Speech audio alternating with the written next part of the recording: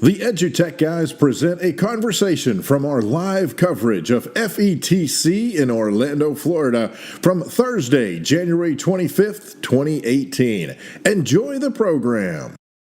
My name is Ann Musgroce, and I am an assistant professor of instructional technology at Florida Atlantic University. Awesome. So I'm in the Department of Teaching and Learning inside the College of Ed. And my undergraduates are teacher wannabes, and I try to prepare them for the type of tech they're going to see in the classroom. Great. And for tech in general. Yeah. And then my graduate students, we have an online master's program in instructional tech, as well as a certificate in instructional design. Nice. And so sometimes those are teachers that want to go higher up into, be the tech people for their school or in their district. And sometimes they're ready to go out and play with adults, and they want to become instructional designers or designing professional development or become instructional designers, which is all kind of the same skill set, It really is. And it's a really good gig. Yeah. It's one of those where you still smile when you pull in the parking lot. Yeah. Oh, absolutely. Yeah. If you can get a good faculty position, you're a lucky duck. Yeah. Awesome. I like to say I'm the overeducated and underpaid. There you go. But I like what I do, and that's what really counts. Yeah. You know what they say: if you love what you're doing, you're not going to work a day in your life. So. Yeah. Oh, absolutely. Yeah. Absolutely. No, it's a good gig. So you're doing a session here. Yes, we're doing a great session. Okay, so tell us, give our listeners a summary of Yes. We're doing an information literacy fake news session at noon tomorrow, Friday, called Real or Fake. We figure that you can remember that title. Yeah. And one of the cool things about it is not only do we have fun with fake news a little bit, we also tell you the psychology behind fake news, how you have a tendency to believe it, either because you've heard it so much it has to be true, or it's so crazy it can't be true, or it's so crazy it must be true. It must be true, yeah. So we talk a little bit about the psychology behind fake news and why we fall for it and the mechanisms. But then we give you a really extensive set of tools that you can use to help whether they be undergraduates, whether they be K through 12, whether they be you and I, a set of things we can go through to try to figure out whether the source is a good source or not. Yeah. And one of the great things about it is we have our university research librarian with us.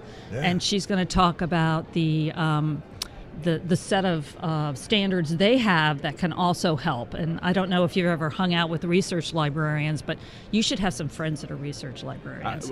In college, one of the research librarians from my university became a very good mentor and friend of mine, and you learn so much. And I was a music major, but still. She was a music major too. So So you guys need to introduce. Yeah. I don't know if you'll be able to get away on noon on Friday, but it ought to be a fun session. Have you heard that they're using these throwable microphones in the sessions? Oh, really? Oh, no, I hadn't heard they that. have some type of, it looks like a golf ball, but I hope it's not quite that hard. And you catch it? They have it hooked up to the system so that when you have questions, you can gently get it to the person.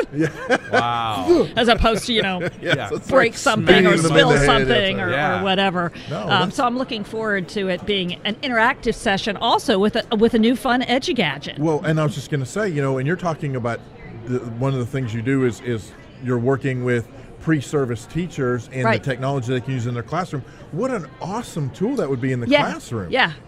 To be able to get your students, especially if you've got in a lot of classrooms they have the speaker systems for assistive learning and of course a lot of districts now are just putting them in to put them in. The teacher's not having to yell, the students aren't having to yell. Man, if you could tie that in and have the throwable microphone, the kid catches the microphone, says what they need to say, they throw it to the next student or whatever. Yeah. That's pretty cool. That's very cool. I should mention the other people that are presenting with me. Yeah, I was about to say, I just referred to them as people, didn't I? And they are people. You got people. I got people.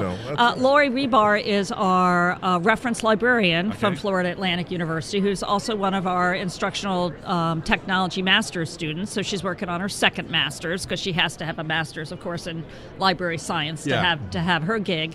And then the other one is Jillian Powers, who has the exact same position as I do at FAU. So she's an assistant professor in instructional technology in the Department of Teaching and Learning in the College of Ed at Florida Atlantic University.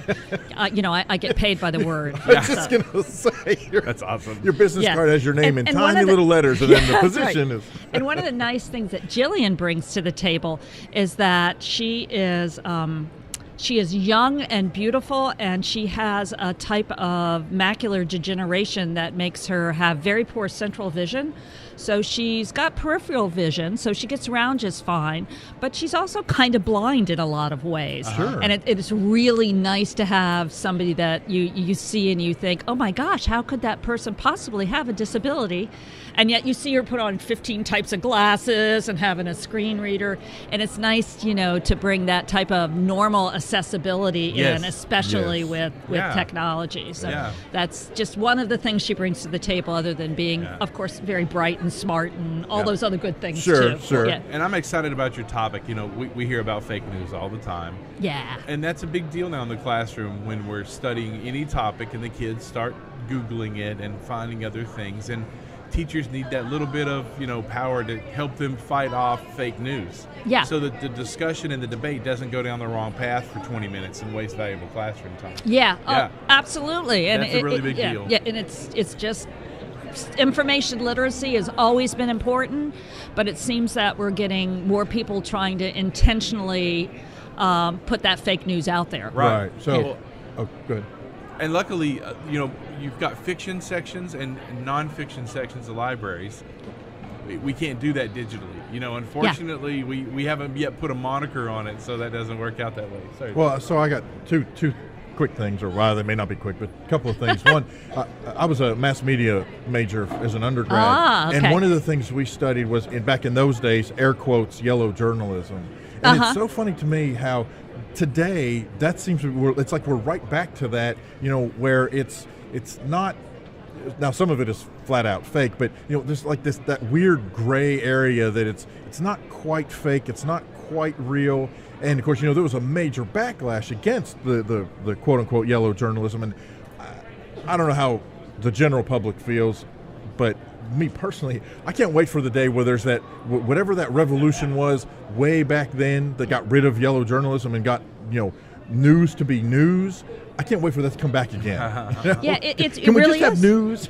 It is really difficult. Yeah. I mean, one of the things you have to look at is you've got to realize journalism does have standards. They have to, verify it by more than one source. Another simple thing is if it's something like, say, the Washington Post, they're going to have their name on that article because they're going to be really proud and want to represent the fact that they're getting this particular news item out. Right. But, there's so many gray areas. Yes. And it's scary. It is, and it's like anything. Yes, there are standards and guidelines, but they only apply to the people who follow those standards and guidelines. Right. So, and then the other thing I was going to ask you was, when you are working with these pre-service teachers, in terms of the helping them understand some of the technology that's going to be in their classroom, how much catch-up is there? We assume that that young adults are going to know all about all this technology. What have you seen in terms of disparity from what you see happening in places like FETC and what is actually being put in the classroom versus what these pre-service teachers think is going to be in the classroom? One of the problems is that they're going to see a lot of different stuff depending on what classroom, even in the same school district. Sure. So it's really hard to always do that. It's kind of the old, you've got to teach them to learn on, to be able to take whatever's been thrown at them. Sure. The other thing that I do in our class that I emphasize when I'm teaching the undergraduates is that, you're taking in technology integration course. Yeah. Okay, so I'm going to be forcing all kinds of technology, choices and modeling and those types of things. But, it's far from the answer for a lot of things you do, Sure. as well as, I like to say, technology is like a dysfunctional boyfriend, you know. You don't always trust them because they're not always going to be there, but at the same time, you always want to be, you know, going out with them. So, you know, nothing will fail you more often. That's awesome. You know, but or girlfriend. Right, either way. Let's not be, yes. you know, sexist here.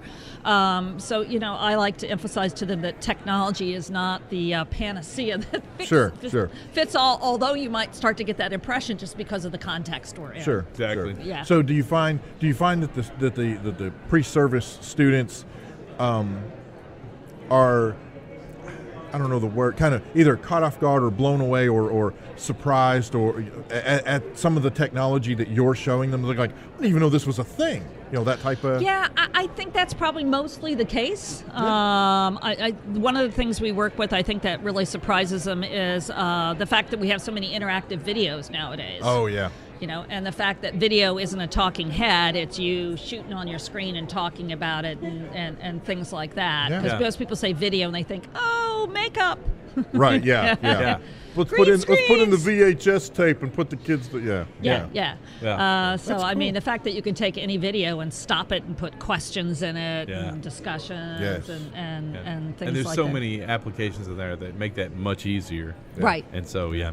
That's Very really cool. So if our listeners want to get in touch with you, what's the quickest, easiest, best way to do that? Oh, email. I'm an email person. I mean, Awesome. I'm on Twitter. My Twitter is Ann.Musgrove, but my email is just my last name, musgrove@fau.edu. Awesome. And I'd love to you know, I'm working on tenure, so I'd love to, you know, write with you, research with you, collaborate with you, absolutely. get chocolate in your peanut butter. Yeah. Hey, there we go. That's a great commercial.